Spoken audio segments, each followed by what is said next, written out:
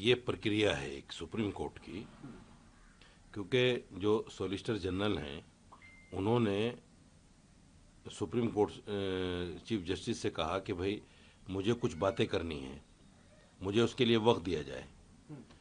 तो supreme court ने ये कह दिया कि भाई ठीक है, हम वक्त दे रहे हैं आपको, लेकिन अभी कार्रवाई नहीं करेंगे आप, कुछ भी कार्रवाई नहीं करेंगे, कोई नियुक्ति नहीं होगी और डी नोटिफाई नहीं होगा वक्त बाय यूज़र में। तो उसके लिए सरकार ने भी हामी भर दी। ये एक प्रक्रिया है, प्रक्रिया के तहत काम हो रहा है। 5 मई को दोबारा लगा है ये, उसके बाद में बाकायदा इस पर सुनवाई होगी। सुनवाई के बाद में जो फैसला आएगा वो फैसला अटल होगा, वो फैसला असल होगा।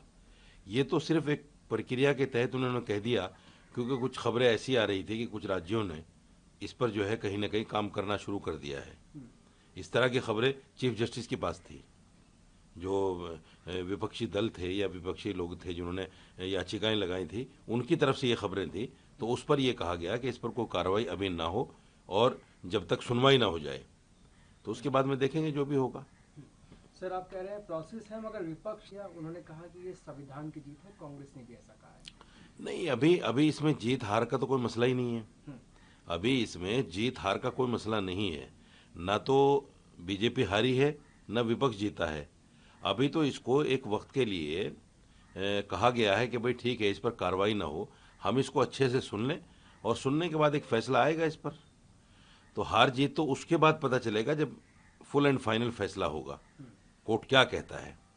लेकिन भाई ठीक है, जिन लोगों ने याचिकाएं लगाई थी उनके लिए ये भी बहुत बड़ी बात है। सपोज कीजिए एक आदमी को फांसी की सज़ा हो रही है और उसको कह दिया जाए कि भाई 5 दिन और तुझे ज़िंदगी के मिल रहे हैं, तो उसके लिए तो खुशी की बात है ना कि 5 दिन और मिल गए, ये बड़ी बात है। तो ये जो लोग हैं जिन्होंने याचिकाएं लगाई हैं, उनके लिए तो 5 मई तक का भी ये टाइम मिल जाना, ये भी स्टे लग जाना, इसके लिए भी मना कर देना, उनके लिए बहुत बड़ी बात है। क्योंकि जो इनके पीछे इनके अनुयायी हैं, जो इनके मानने वाले लोग हैं, उनको भी तो कोई जवाब देना है इनको। इन्होंने उनको ही जवाब दिया है कि हमें कामयाबी मिल गई है और हम जो है सुप्रीम कोर्ट ने हमें सुन लिया है और संविधान की जीत हो गई है। इसमें ऐसा कुछ भी नहीं है, अभी खुश होने की ज़रूरत नहीं है। जब फुल एंड फाइनल फैसला आएगा तभी कुछ पता चलेगा असल क्या है। सर, कर्नाटका हाई कोर्ट ने सरकार को फटकार लगाई। उन्होंने कहा कि सुप्रीम कोर्ट में मामला चल रहा है वक्त का, तब भी आपने प्रोटेस्ट होने की अनुमति क्यों दी? सरकार को जो है फटकार लगाई थी। बहुत अच्छा फैसला है। देखिए, जब सुप्रीम कोर्ट में मामला चल रहा है, याचिकाएं लग चुकी हैं, सुप्रीम कोर्ट ने उसको अटेंड कर लिया है, तो फिर जो लोग उकसाने भड़काने का काम कर रहे हैं, कार्रवाई उन पर भी होनी चाहिए। जितनी भी जो ऑर्गेनाइजेशन है जो मुसलमानों से कह रही बाहर निकलो, या जो विपक्षी पार्टियां हैं वो कह रही हैं कि बाहर निकलो, सड़कों पर प्रोटेस्ट करो, तो उन पे तो कार्रवाई होनी चाहिए। ये तो बहुत अच्छा फैसला है, इसका तो स्वागत करना चाहिए। आप देखिए, मुसलमान मुर्शिदाबाद में बाहर निकले, दंगा हो गया, मुर्शिदाबाद में संपत्तियों को नुकसान पहुंच गया। और बड़ी बात मैं आपसे कह रहा हूं, देखिए, मुसलमान ही बाहर निकला, मुसलमान पर ही लाठीचार्ज हुआ, मुसलमान के खिलाफ ही केस हुआ, और ममता बनर्जी ने मुसलमान को दंगाई और आतंकवादी साबित करने के लिए इमामों की एक मीटिंग ले ली और उनसे शांति की अपील कर रही। यानी ये साबित कर दिया कि आप लोगों ने ही मुसलमानों को सड़कों पे निकाला था, इमामों ने, और मैं इमामों से शांति की अपील कर रही हूं। अगर आपको शांति की अपील करनी थी तो तमाम धर्म के लोगों को इकट्ठा करती। मुसलमानों के ऊपर तो टैग लगा दिया आपने। जब इमामों को इकट्ठा करके बोला शांति रखो, शांति रखो, तो इसका सीधा मतलब ये हुआ कि इमामों ने निकाला था उनको। तो हर जगह से मुसलमान को बदनाम करने की जो नापाक साजिश कांग्रेस और उसकी दीगर पार्टियों की तरफ से हो रही है, इस साजिश को मुसलमानों को समझना चाहिए। कर्नाटक हाई कोर्ट का ये फैसला बहुत अच्छा फैसला है और मैं तो समझता हूं कि हर स्टेट में हाई कोर्ट में जाएं लोग और इस तरह के फैसले दिलवाएं। बाकायदा सरकार को बाध्य किया जाए कि इस तरह का कोई प्रोटेस्ट जब तक ना हो, जब तक सुप्रीम कोर्ट इस पर कोई फैसला ना दे दे। दूसरी बात, सुप्रीम कोर्ट का फैसला आने के बाद भी जिस तरह के प्रोटेस्ट होते हैं, ये प्रोटेस्ट तो संवैधानिक हो ही नहीं सकते कि आप आग लगा दो, प्रॉपर्टियां जला दो, किसी की जान ले लो। प्रोटेस्ट तो वो संवैधानिक होता है जो बिल्कुल शांति के साथ, अमन के साथ, सुकून के साथ कहीं बैठकर किया जाए। किसानों ने भी किया, कोई किसी तरह का झगड़ा नहीं हुआ, कोई परेशानी नहीं, कोई आगजनी नहीं हुई। तो इस तरह का प्रोटेस्ट करना चाहिए, ना कि सड़कों पर निकलकर उपवाद करना चाहिए।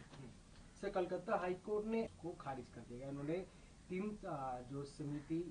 तीन मेंबर की समिति बनाई है जो लोगों की पहचान करेगी, उन्हें पुनर्वास करेंगी, मगर एनआईए की जांच के लिए जो है खारिज कर दिया।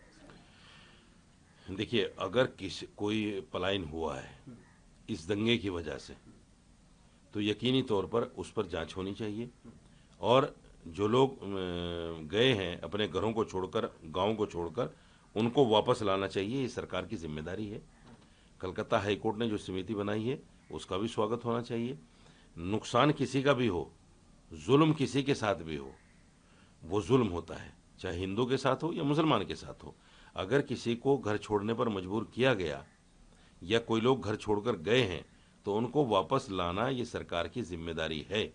और इस तरह से हाई कोर्ट का फैसला ये जो हुआ है, इस पर बहुत अच्छी बात है, होना चाहिए। लेकिन सरकार कहाँ है, ये भी एक बड़ा सवाल है। सारे काम अगर हाई कोर्टों को करने पड़ेंगे या सारे फैसले अगर सुप्रीम कोर्ट को सुनाने पड़ेंगे, तो फिर सरकारें कहाँ हैं? सरकारों की जिम्मेदारी क्या है? जिन नागरिकों के ऊपर उनकी सुरक्षा के लिए, उनकी एजुकेशन के लिए, उनके देखरेख के लिए सरकारों को नियुक्त किया गया है, सरकारें बनी हैं, उन सरकारों की जिम्मेदारी क्या है? वो अपनी जिम्मेदारी से क्यों भाग रही हैं? ऐसा हुआ क्यों? बंगाल में ऐसा हुआ क्यों कि इस तरह का प्रोटेस्ट हुआ? उसकी वजह से कुछ लोग घर छोड़कर गए। अगर गए तो ये गलत हुआ। मैं नहीं मानता उसको कि ये बुरी बात है, किसी को भी घर छोड़ने पर मजबूर करना किसी भी समुदाय की तरफ से।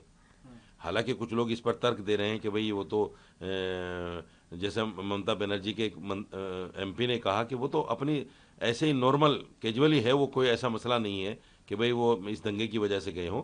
इसकी जांच होनी चाहिए कि ये दंगे की वजह से हुआ है या वो ऐसे ही अपनी मर्जी से घर छोड़कर गए हैं। लेकिन जितना बड़ा आंकड़ा है, इतने ज़्यादा लोग अपनी मर्जी से तो नहीं जा सकते।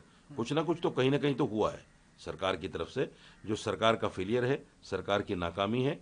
और इस पर जो है केंद्र को भी संज्ञान लेना चाहिए। ऐसी जगह पर राष्ट्रपति शासन लागू कर देना चाहिए। जहां सरकारें विफल हो जाएं, सरकारें नाकाम हो जाएं, वहां राष्ट्रपति शासन होना चाहिए।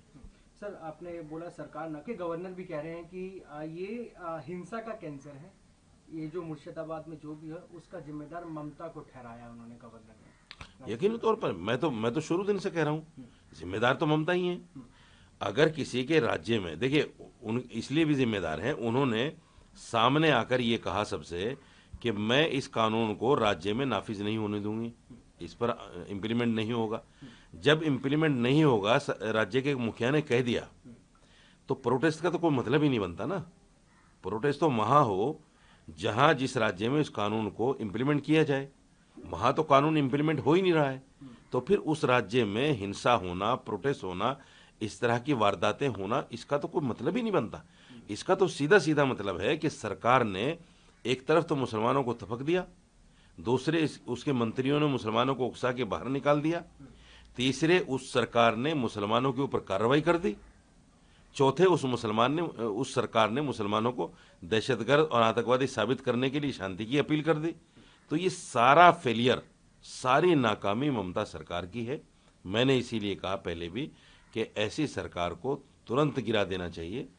राष्ट्रपति शासन वहां लागू होना चाहिए, जो आदमी नाकाम हो इस तरह के दंगे रोकने में।